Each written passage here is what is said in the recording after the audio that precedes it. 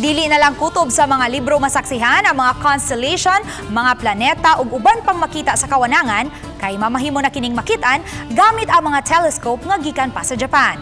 Kung asa kini tultulan ta pinaagi sa report ni Mark Reggie Abella.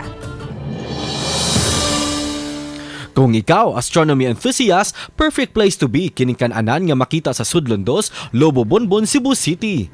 Kini ang Astronomical Observatory nga iya nila Tumiyo Okotso og Alma Pihanko. Gibuksan nila kini niadtong Marso 4 aron sa pagpaambit sa katahom nga makita sa kawanangan pinaagi sa paggamit sa mga telescope nga gikan pa sa Japan. Labing una kining Astronomical Observatory sa tibok Sugbo ug sa Rihon City. This is very local area. And this height is about 550 meters, little high.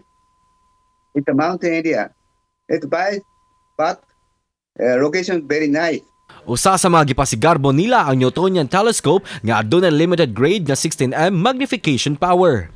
Matod ni Alma nga usa ka retirement nga lugar unta ang ilang planong tukuron apan nakaresider sila nga ipaambit sa publiko ilabi na sa mga astronomy lover.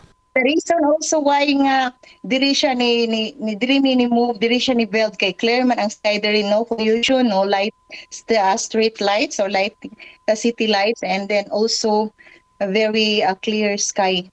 And gusto sa siya i-share niya ang knowledge about astronomy because knowing Philippines or Cebu City lack of equipments about astronomy. Busa, mensahe nila sa mga buot mo bisita sa lugar. Kung gusto mo nga ma-experience of the wonders of the sky, if you wanna see the planets and the moon, you can sit here and experience that kind of view, the beautiful sky view.